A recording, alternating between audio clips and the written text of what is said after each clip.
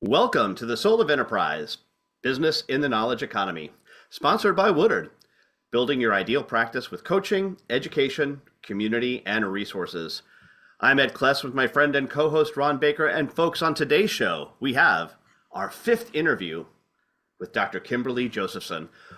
Hey, Ron, how's it going? Great, Ed. This is a fan favorite, but truth be told, she's a host favorite. That's right, fan and host favorite. I think we said the last time, and it's becoming more and more true. She is the Mike Munger to Econ Talk, as Kimberlee Josephson is to the Soul of Enterprise. So we love having Kimberlee on and talking all things. Well, today we're going to talk about something that So, Kimberlee, do you remember Penn and Teller had a show on Showtime called BS for a while? I don't know if you remember that. Okay, they did it. Blast from the past. Yeah, they did an episode on recycling, and at the very beginning of the episode, Penn Jillette says, "Everybody got a gree-gree." A gree-gree is a thing that you believe in, even though it's not true, right? A rabbit's foot doesn't really give you, but everybody's got one. We all have one. Yeah. I will tell, and they said that their gree-gree was recycling, right? We want to believe in it. We want to believe that it actually helps. That's what we want to believe. My gree-gree is conscious capitalism. Yes. I want to believe it. I want to believe it actually makes a difference. I try to parse it in my mind, and I know we talked about this last time, but I'm still trying to figure out, is it just because my mind can't get around? I'm totally at ease with saying that the purpose of business is different from the result of business. And so talk to me a little bit about that. Oh, it is complex because Ed, as you know, a lot of my writing focuses on this, and it's trying to untangle, just what is going on in the business community. When we think about corporate social responsibility or forms of activism, businesses feel like in terms of what it is that they're doing, they need to be giving back to society. And so conscious capitalism takes it a step further and really trying to integrate the stakeholder mindset. So the stakeholder mindset gained in popularity throughout the 2000s and early, 2000. Those different concepts of CSR and ESG and all those things were taking off. And conscious capitalism is the idea of I want to prioritize my stakeholders, and it almost elevates it to a status where even more so than shareholder interests, right? Putting my stakeholders even before the interests of the firm. And that's where we get into these kind of tricky situations where you have businesses who are playing moral arbiters, where they are partaking in social causes, taking on initiatives that maybe are not true to their core brand or their core competencies. And this is where it gets dangerous. And so conscious capitalism is this movement really calling on business and capital markets to play a greater role for society and a social impact. And it's hard to say that that's a bad thing. And in some ways, probably a lot of good has been done from it.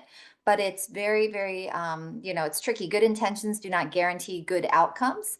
And the pursuit of stakeholder interests will always have a conflict in regards to what to prioritize, who to prioritize, how to prioritize, and then even in regards to the perception of what truly is good and what truly is right.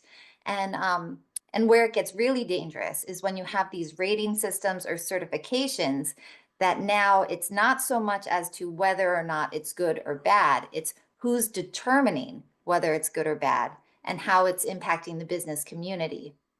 So there's nothing wrong with, say, the Whole Foods saying we are going to donate 1% of our profit or revenue to charity. That's okay. That's who they are as a focus. That's how they were incorporated. That's not a problem per se.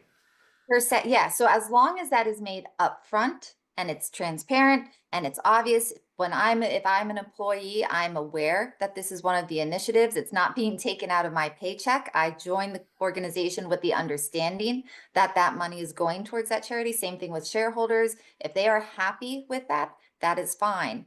For some, though, perhaps a greater focus on that economic aspect. And also, like, let's be clear too, Whole Foods, this is great PR for them, right? This is good. So this is a way that they can kind of promote themselves. We don't want it to create the opposite effect on organizations that don't have the capacity to donate or partake in philanthropic activities.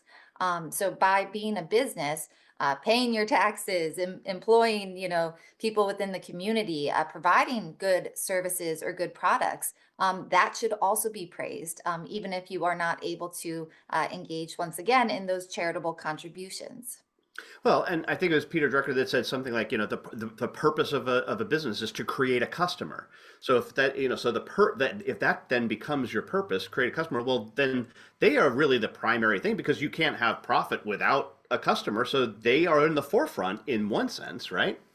Correct, correct. Another thing I would point out, though, is when you have these larger organizations who maybe are giving these contributions, it does create a bit of a dependency effect. And if a Hmm. change in position of, whoever is in the C-suite, or if the business were to go bust, these charitable contributions that were really relying on these organizations might find themselves in tough times.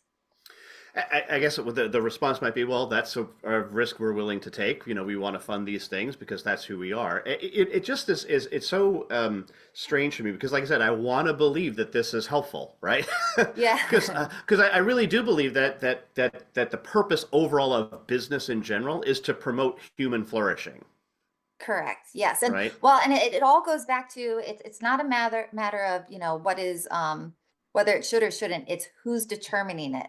If you Ah, are a private company, or if your shareholders are on board, if you want to give all your profits away, whatever you want, once again, as long as that's determined by you as a business. Where I get concerned is where, once again, you have these external dictates, these certification systems that really embolden policy, right?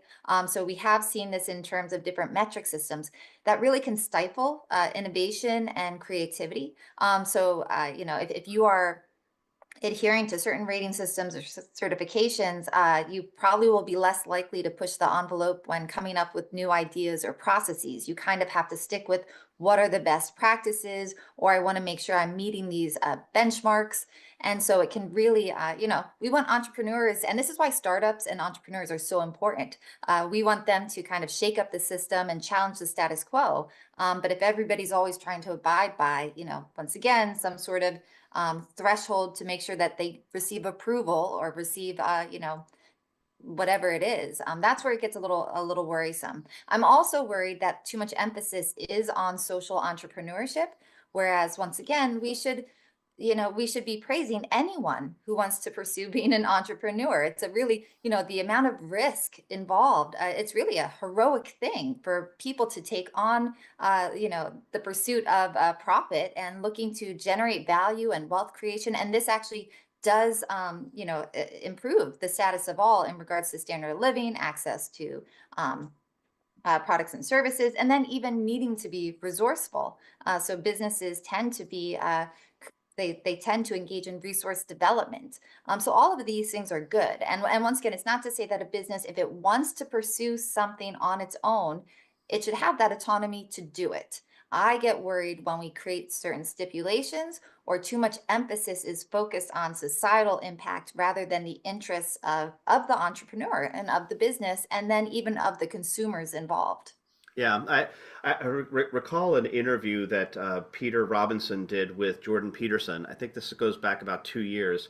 At the very end of the interview, Peter asks him, tell me, if you had advice for a college student who is just graduating, and maybe wanting to start a business, what would it be? And he said, don't don't let people tell you that your ambition is something to be curbed. Right, And right. and that's what you're laying at, right? That there's nothing wrong with that ambition, that drive, because the ambition is what? To serve a customer. Right, right. Well, and also too, oh my goodness, if you just think of profit being a signal and a tool, right, that you are serving that customer, that you are doing something right, that you are being efficient in your operations and your production and the mechanisms you have for that. If you want to pay your employees more rather than give to a charitable contribution, let those employees choose what charitable contribution they want to give to based off their bigger paycheck, right? So there's a variety of ways you could go about it. It's more those stipulations that I find frustrating. And then also just that encouragement and emphasis. So as you know, I'm a professor, and a lot of university systems reward those students who pursue entrepreneurial ventures that are related to societal impact. Not so much if you want to become an accountant and open up your own practice or firm. If you want to start your own business, you're only going to get those grants or funds if you can prove that it has a higher calling or a higher purpose. In your work with your students, have you gone down this path of asking them how much profit is too much profit? What is considered like where does it cross from quote profit to greed in their mind? And what I find is I've asked people that and they can never really tell me. No, they can't. Well, and the other thing is too, it's, my students, majority of them are business majors, so they have a vested interest in business. But most of them are interested also in serving or starting a nonprofit. So even those who are pursuing a business major don't have a positive view of the profit motive, which I find to be pretty Mm. disheartening. And actually, the nonprofit sector is surging within the United States. So interest both in terms of employee interest and then also in the creation of new organizations. Nonprofits profits are growing, and I find that to be somewhat disconcerting. So, but yeah, when you tell students that, hey, Walmart really only makes 1% of profit on their sales. It's just the amount of sales. That's what really is where they're making their money. But most, grocery stores or retailers, they're lucky if they get 3 to 6%. Boy, if you get 10%, like that's really that's a great, and they're always kind of surprised that the profit margin is that small, that it is that tight. And, Hmm. Especially if you're a startup, you're going to be like looking for all the investors that you can get. So it's not easy to both launch and maintain a business. Well, I just the narrative that eggs are expensive because of the greedy corporations. It Oh, just it's like it's just, oh my goodness. have Yeah. you not paid attention to the news? There is a bird flu that's killing the chickens. This is the problem. Oh, there's a great article at AIER where I contribute articles as well, but Peter Earle did an article on the eggs and egg prices and everything. And it's a great read, and it really illustrates it well, and calls attention to the consumer price index. So it's a great resource to kind of see what's going on there. Yeah, what I find is there's a belief system to say, well, what they do is they increase the prices and then they never decrease it. And to me, that's like you're not paying enough attention because like, these prices go down all the time. Right. Well, and that's the whole thing with concerns over dynamic pricing. And I was recently talking with my students about, we were talking about demand-based pricing and how, why do restaurants have happy hour? It's really to incentivize demand, and so that people will come in at those, off dinner time hours and, try to enjoy, some time at the restaurant. So yeah, you adjust your prices according to demand, according to interest, according to your positioning strategy in relation to your competitors. So it's very multifaceted in that regard. Is it a cash discount or is it a penalty for playing with a credit card? Right, right, right. Depends on how you frame it. Well, Kimberlee, this is flying by as we knew it would. We're up against our first break. Want to remind our listeners they can get a hold of Ron or me by sending an email to asktsoe@verisage.com. The website is The Soul of Enterprise, where you can see show notes as well as previews to upcoming shows, as well as listen to all of the previous episodes featuring Kimberlee, and we'll be sure to get that in the show notes as well, so you can go back and listen to them. But right now, a word from our sponsors.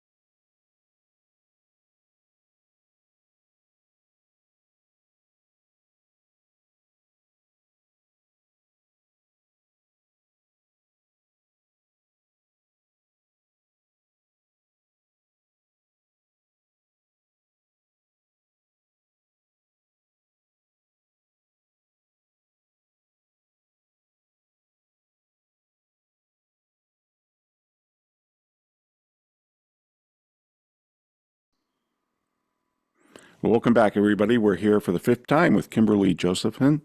And Kimberlee, you wrote a great article, Co-opting Capitalism from Value Creation to Virtue Signaling in the Daily Economy, where a lot of your articles appear.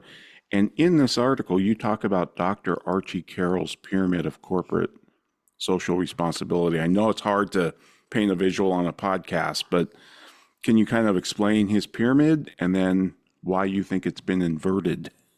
Sure. Yeah. So his pyramid, I remembered it always stuck with me when I was in college, and I think that's also why I have an interest in this realm too. Is so I first learned about it. It's often taught and featured in business programs. It's been around for a long time. When his article was published, really calling attention to this, and I think it was 1991, it really put CSR on the map in business studies, where it was okay. This is now a subfield that we should be focusing on. And the pyramid made good sense in that it was kind of looking at the progression of the interests of a firm and how it operates in society. So if you think about the base level, to be in business, you have to actually make money. You have to be economically viable. So the very base of the pyramid is economic responsibility.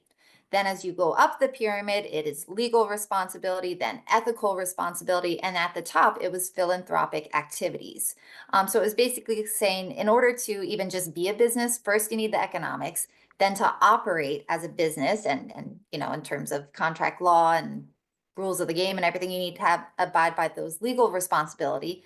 Then also, in terms of just societal expectations and cultural norms and things like that, ethical responsibilities. So not everything that a business does, they can go above and beyond the requirements of the law and even establish their own, value system. So in terms of what the company wants to put its effort towards or resources or what have you. And then philanthropic activities were seen as really just kind of additional things if the business wanted to be giving back to, and what made the most sense was giving back to the local community. Now Archie Carroll, he did go into some brief examples, but he never got specific about those expectations. It was more in terms of this is up to the business. So the philanthropic activities, I'll give you an example. So for like my husband's line of work, he's an arborist, right? And so he has his own business.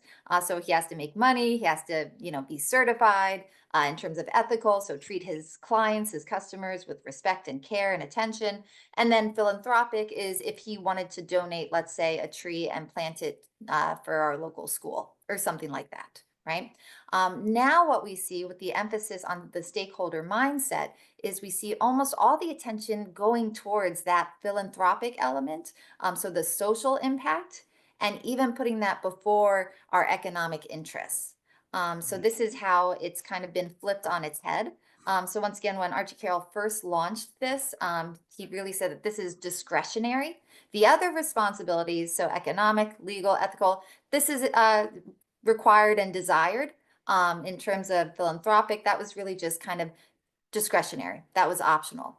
Now it's not really the case. It's almost, especially if you are a larger organization, it is expected that you are doing something outside of the firm related to CSR.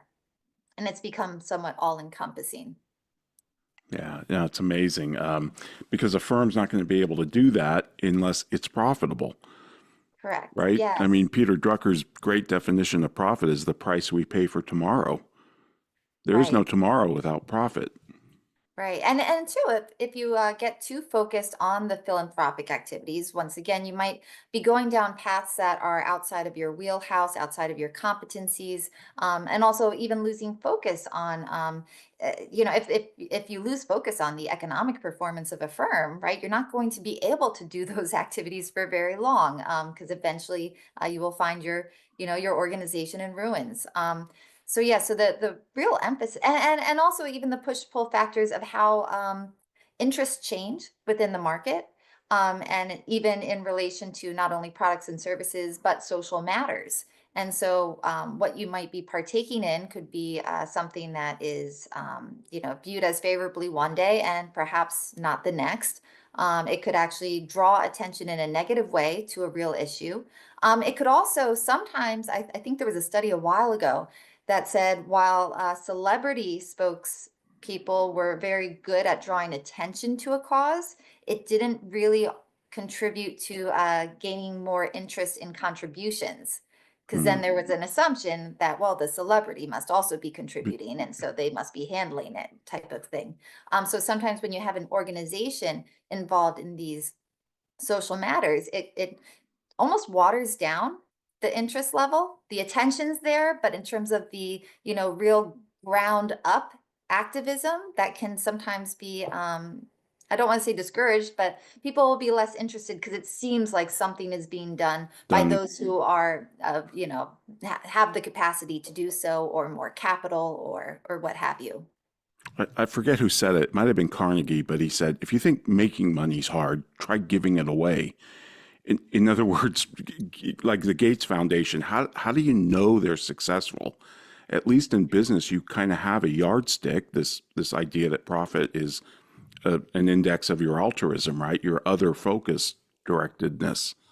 Right, right. And a long time ago, and I kind of want to revisit this now too, is I was exploring, is there potential for CSR to be in competition with, and even problematic for nonprofits, and for those organizations, philanthropic institutions. Now, a lot of corporations will give to these institutions, but also there could be actual direct competition, whereas this organization will now then supplant the needs of this nonprofit.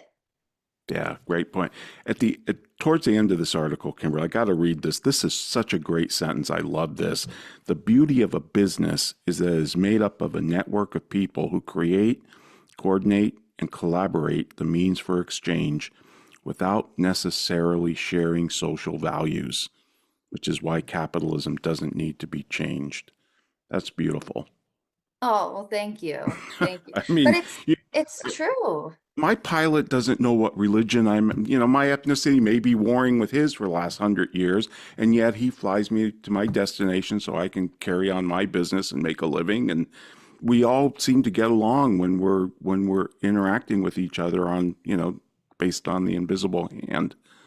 Yeah, great. Well, and this is something else that I always like to point to, is how, before The Wealth of Nations, before Adam Smith published that, he published the theory of moral sentiments. And his focus was, how do we make a good society?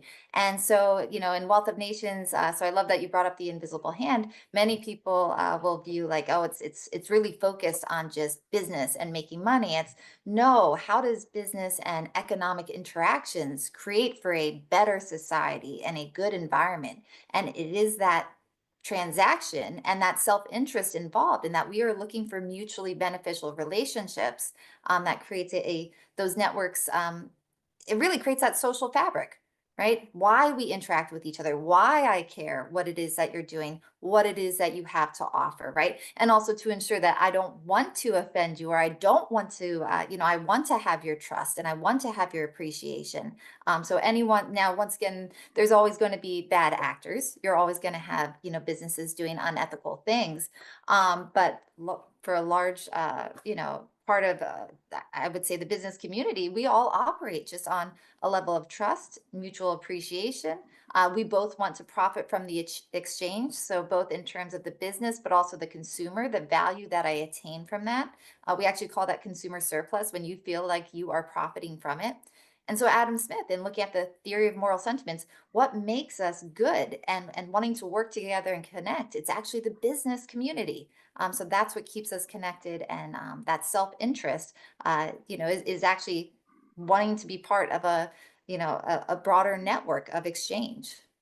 That leads me to think that Adam Smith was no fan of business. I mean, Thomas Sowell used to give an A automatically to any student who could find something nice that Adam Smith wrote about businessmen. He said, I never had Oh, yeah, any yeah, yeah. takers. And I've never had the opportunity to ask you this, so I'm going to ask you this now. Sure. Thomas Sowell says profits like something like 10% of the national income, maybe 6 to 10. I forget the exact number. I haven't looked it up in a while. But it directs the other 90% of our resources. And George Gilder points out that without entrepreneurs, an economy's dead. I mean, yeah, we Right. can have car companies and we can have this and that, but without new entrepreneurial innovations, an economy's barren. It's stillborn. And I just don't see why people don't understand that after all this evidence that we've compiled in the last couple hundred years of, like you were talking about, how you want kids to go out and start businesses. Yeah, yeah. Well, you need experimentation and diversification, and you need people to take risks. And also, people, once again, we are self-interested in that, if I'm going to pursue something, I am going to do it out of my own interest, but also if I want to, yeah, if I want to make sure that I am profiting, I have a livelihood that I can grow, I can sustain what it is that I want to do. I have to be in touch with my audience of who I'm looking to cater to, right? So, I mean, Ed and Ron, you both, you know who your audience is, right? And you try to appeal to them, but also you talk about things that matter to you, right? So it has to be this, understanding of it has to be I always talk to students when we talk about the marketing initiatives and strategies. Cost is not just thinking about the consumer. What's the cost to the producer? And not just operational cost, but is this part of what my brand is? Is this Right. part of the objectives I'm looking to achieve? Is this right? So the cost in terms of just the effort, involvement, interest, how it aligns with the corporate values. And is it worth me pursuing this, right? And offering this, not just because the customer is always right. Well, we want there to be, once again, that mutual exchange where both parties benefit, because then there'll be an incentive for both parties to continue to engage with each other. Right. And of course, customers are fickle too, which Yes. makes being in business even that much harder, right? Because there's just no guarantees, like you were saying. It's fraught with risk. Yeah, yeah, and your reputation really matters. Oh my goodness, it matters a great deal, and for the businesses even more so.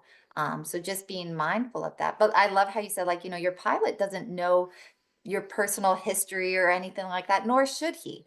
He has Right. to get you to your destination, and vice versa. You are paying for that seat, and so that's of something. And he is a pilot because that's what he prefers to pursue. So it's just this complex web of just these self-interested acts that make for, once again, a communal society based on exchange. And so, and it's the most effective. People make their own decisions. They have that autonomy to do so. Yeah. And when he's flying to Australia, I don't want him to try and save the whales. Well, Kimberlee, this is flying by. And folks, I'd like to remind you, if you want to contact Ed or me, send us an email to asktsoe@verasage.com. Do check out our Patreon channel where you can get bonus content that we record after the show. You can do that at patreon.com/TSOE. And now a word from our sponsors.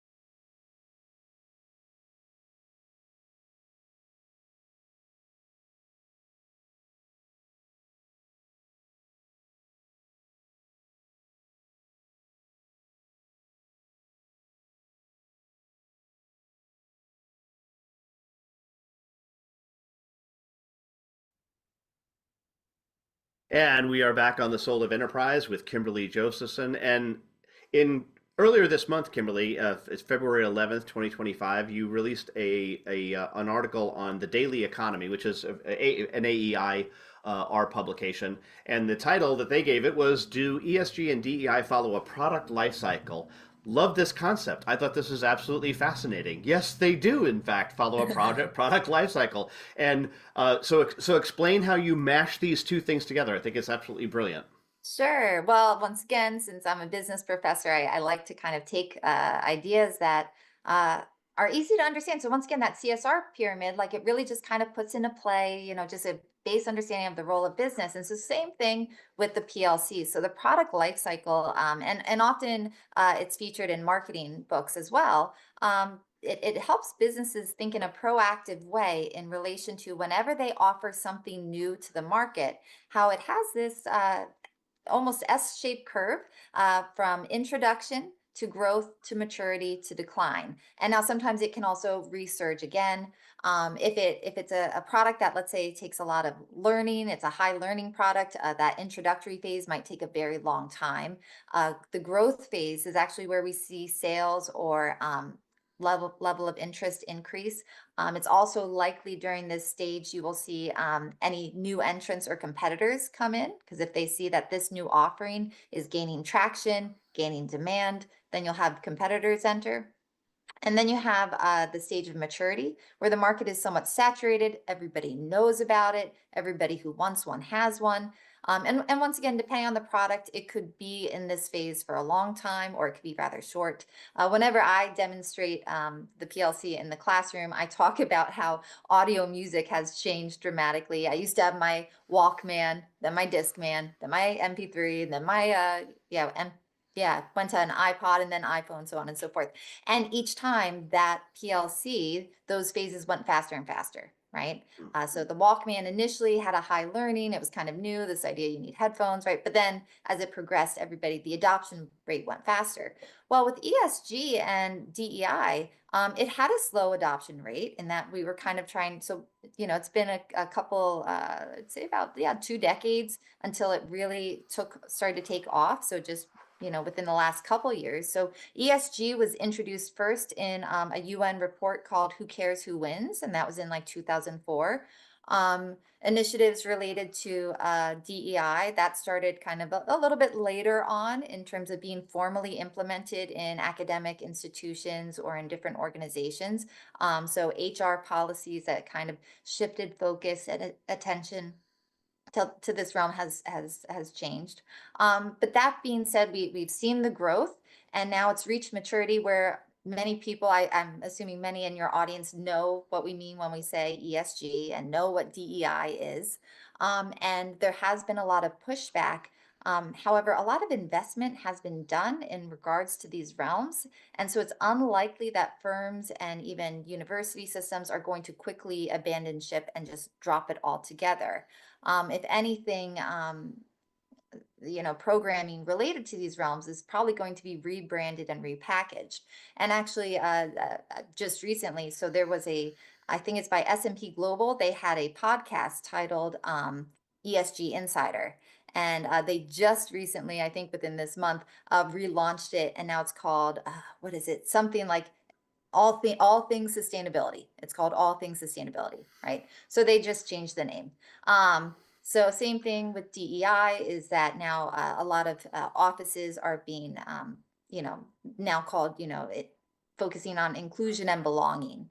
Now with some of these programs, I think there's a lot of political tension around the acronyms. And once again, my emphasis and concern always goes back to who is determining it.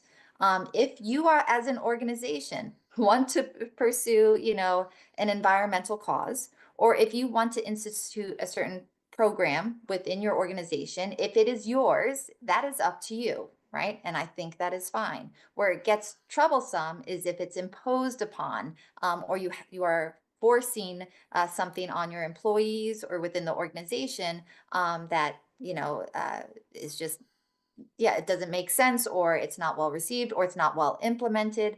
For example, I think a lot of organizations have had pushback on DEI in relation to, if you've ever heard of ERGs, employee resource groups.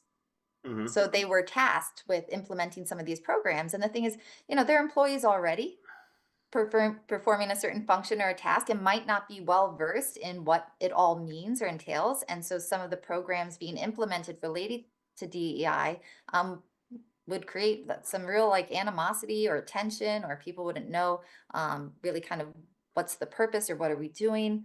And some DEI programs are, we could say there are big issues and concern of what is being promoted and what is being pushed for and where resources are going. And then there are other DEI initiatives where I think it's well intentioned and organizations or university systems have adopted it because this is kind of the natural progression of what they've seen, right? They've seen that, oh, this is what Harvard does, or this is what Coca-Cola does. And oh, these are best practices. And also even in regards to, before the current administration, but previously, this is where policy is going. And so we should be adopting these things. Now, once again, how it was adopted, how it was implemented, the type of programs, there's a lot there, right? But you could have a program that really looks to engage in upskilling the workforce or creating opportunities for increased employee engagement, and we'd say that's not a bad thing, right? But then there's other programming that maybe it's more contentious or pointing out certain things or creating animosity in the workplace, and definitely that is a concern. Yeah, I mean, it seems to me I'm in favor of diversity, equity. Right. Well, we can quibble about that word, but as most of the time it's defined, I'm fine with it. And who's against inclusion, right? So. But I think that is different from saying I oppose the systematic imposition of DEI programs. Correct. Yes, yes. Right? And the same thing with ESG. Once again, it's a hot button acronym. And so I think when you have your investment funds going towards things that you didn't approve, or going to things that are not going to bring you a good return, and when they are focused more on advocacy or on, moral superiority or whatever, versus if a company, we want to give back to the community in such a way, or what, we really want to focus on this environmental factor. If they are doing it of their own accord and for their own purpose, and it relates to the brand and what they do, I think that's fine. I think where it's problematic is the top-down and central planning approach to it. And especially when it's disconnected from the organization, and it has kind of this external realm applying pressure on employees and maybe even employee rights too. So some of these Yeah. programs have been rather abusive to employee rights, and unsavory things have come about. Right. And, as a libertarian, I am in favor of repealing all drug laws. That doesn't mean I think I am in favor of drug abuse. I mean, Right, right, yes, yeah. So I think Brian Kaplan, who I'm sure you know, had a great quote that I came across last year regarding a lot of this DEI stuff, and he said, "I think you're trying to intimidate me into pretending to agree with you," which. Right. Well, and the thing is too, with a lot of these programs, like even with ESG, even with sustainability, it is still fairly new, and still people are still learning. And so a lot of it went too fast, too soon. So I don't know. I'm curious if you remember, Harvard came out, I think it was Harvard. It was called the implicit bias test. Do you Yes, remember yes, this? yes. Uh-huh. Yep, Yeah, and yep. that was a big deal, and everyone thought it was great, and it really exposed that you didn't realize that you had a bias. And in some respects, you could say, well, it's good for self-reflection in terms of why, you might be choosing this button or picture over another. But then as more studies came out about it, it said, you know what, this is a flawed experiment. This is a bad system. And, there's been a lot of issues now with having people, take part in it. But that was after it was spread far and wide. Right. And once Yeah, again, I yeah. don't think people who were having their employees or maybe their students take this implicit bias test. I don't think, now maybe once again, there's always bad actors and nefarious things going on. But I think a lot of people were just doing it as in, wow, this is something that Harvard came out with, or whatever the Ivy League institution was. Research is showing this is great for kind of self-awareness, understanding your implicit bias and how we can, remedy that. And so it was positioned to be very good. And then over time we realized, oh, this is not No. overly helpful. It was Um, I don't know how many times it's been thrown at you, but it's been thrown at me a lot. The McKinsey study that showed how great ESG was, and I yes. mean I took statistics classes back in college, but I looked at the first graph and then read the thing that was underneath it in the fine print and said every single one of these bars is using a different sample set. Yeah. But also, so you at McKinsey though, like, well, now we know, right? But you're thinking, okay, these are the big consulting firms, these are the big industry players, and so you have organizations and academia taking their cue from that. And so once again, I think, yeah, you do have bad actors, but it was a lot of positive and well-intentioned people implementing these programs. And so now it's kind of it's a little tricky in understanding, well, where do we go from here?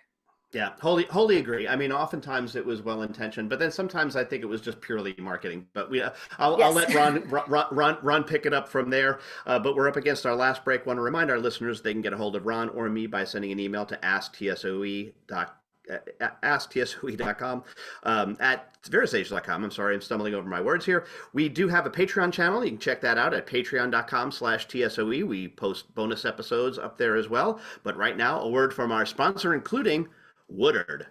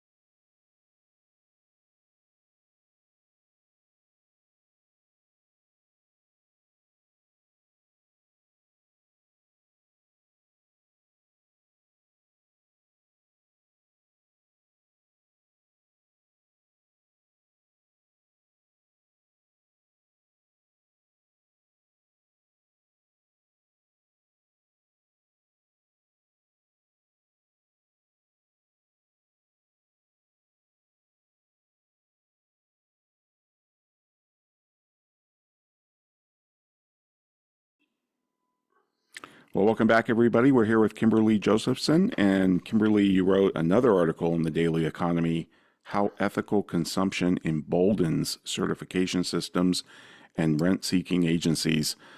But shouldn't I buy fair trade coffee? Yeah, well, so when even going back to the previous discussion about how you have these programs and different systems in place, it only makes sense for people working within that realm wanting to safeguard it, right? So now if I have a position where I help, do ESG ratings, or if I have a position within a DEI office, it makes sense for me to want to safeguard that position. And once again, some people within those roles are doing things, that they really value and that they think are important. Same thing with these ethical certification systems. When fair trade first came about, it was actually done primarily through church activist groups. Mm, And it was seen as well-intentioned. This is meant to help poor producers in third world countries. So it sounds wonderful. As it gained interest and traction really in the marketplace, you actually had a competition in regards to different social labels. So actually different fair trade certifiers came about, and we are the better mm, certifier. And so even counter labels came about. So you had the World Trade Federation, you had Trans Fair USA come about. You had, and then one of the counters to it was direct trade, saying, well, we're taking mm, out the middleman. And so these certifiers now, they want to protect the position that they've established, right? And a lot of organizations feel the need now to signal or prove what it is that they're doing in regards to, back to our original talk, corporate social responsibility, mm, right? If I say I'm giving back to the planet, or if I say I'm helping poor producers, I need a way to prove it, right? And so I need this third party certification. What's interesting is they can also be abused or misused. So even if my candy bar only has, let's say, 10% fair trade cocoa in it, usually I can end up still using that fair trade mm, stamp, even though the rest of the product doesn't have anything fair trade in it. So it creates almost that halo effect over the product and the brand. Um, you could also have some certification uh, products that have to be sold off as non-certified, so as not to flood the market, because you are paying mm. usually a premium for those certified goods. The other kind of tricky thing is even the business model of fair trade. It has since evolved. I'm not well versed in it now, but when I did studies on it and really was looking into it, and there's some great research done on it, some were finding that the fair trade model was even trapping poor producers in Mm, their current position. Because if you are certified as a small farmer, you then had to stay small to maintain that certification. And that's not good for economic development. We want people who have a business to grow and have hired help and expand their property. And actually, under that certification system, you would no longer be classified as small, and therefore you would probably lose that certification. And then even in terms of, is it truly helping the poorest of the poor? To be certified, you have to have what it is that you're having done audited. Someone has to verify. You have to pay those certification fees. You have to have some education even in understanding and navigating going about the certification process. So even something that was meant to be very well intentioned of really providing aid through trade, there was still some complexities involved in that. And then as we saw these certification systems rise up, now it's in their best interest to maintain that, because that's how they make their money. right, right. Kind of reminds me of occupational licensing in a weird way. Yes. Well, it's rent seeking, right? Like your article says. Yeah. Um, Yeah. So you've really also looking to protect and safeguard their position. Yeah. Right, right. Their turf, as they call it. You wrote a great article on the Dollar General stores and its food first mission. And Yeah. I don't have the date it was published, but how do you think they're doing on that? Yeah. Oh, and I'm glad you brought this up too, because a lot of times when I talk about CSR, I feel like people assume I don't think businesses should, try to do good with what they're doing. It's just I'm very much a proponent for it should be up to the business to decide, and it should be in line with their strategy. And so, actually, Dollar General, their food first mission is basically they came to this realization that there's an opportunity in the market, and actually that opportunity is a problem for a lot. So we have concerns over food insecurity and food deserts, and these are areas where you have populations that have limited access and limited in terms of both access to healthy foods and then also affordable foods, right?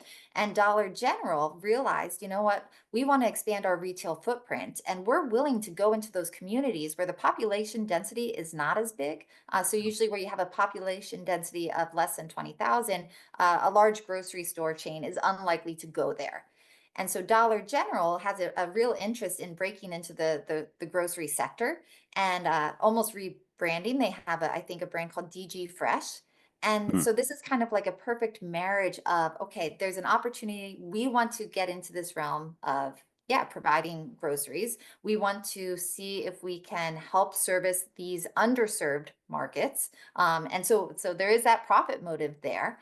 We are already positioned as a affordable retail chain. And so it's kind of like a win-win-win if done right. And also too, I would say Dollar General, it's a long-standing American brand, and so a lot of us have a preconceived view of Dollar General versus it, and so I don't typically think of them as I'll go there for my salad or my spinach or things like that. I have a different kind of view of them. Whereas if they open up in these locations that are really in need of produce, they don't care if it's Dollar General, they just care that they have access to it. And To if it. they can find success in that market and really build their image there and shore up some brand loyalty there, I think that can have a spillover effect then elsewhere. Yeah. And then another article that you wrote, Business Schools Undermine Wealth Creation. And I was reading something out of the Harvard Business Review by its editor about how financial performance should no longer be the sole pursuit of the corporation. And we have to look at all these other, stakeholders. And I thought, but wait a minute, this is the stakeholder fallacy. All these other stakeholders are already on an equal footing. Customer doesn't have to shop there. An employee doesn't have to work there. And the shareholders eat last. So if Right. we have to account for everybody or be accountable to everybody, all the stakeholders, we're accountable to no one. Right. Isn't Well, this the and grand fallacy with stakeholder capitalism? the focus on your economic performance actually has the stakeholders built into it. So I tell students, your core stakeholders, you do have to be concerned with your influence and reputation with society at large, your partners within the industry sector, your employees, your customers, your investors, right? So you have to have them all in mind. But also at the end of the day, you have to make sure you are efficient and you are making money, so then that way you can provide good products and services. You can pay your employees well. That you can, even in terms of being in a community, providing a product or service, and having a nice store is a benefit to the society. So having the money to invest in that, pay the Right. taxes, local taxes. Right. And I would say even if we don't shop at Walmart, we benefit from it because it's in the ecosystem competing for our patronage.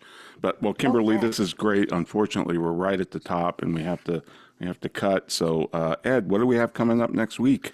Next week, Ron, we're going to be talking to the second time to Seth David from Nerd Enterprises on his entrepreneurial nerdery.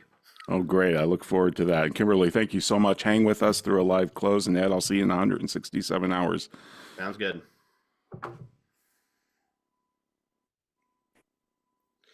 This has been The Soul of Enterprise, Business in the Knowledge Economy, sponsored by Woodard.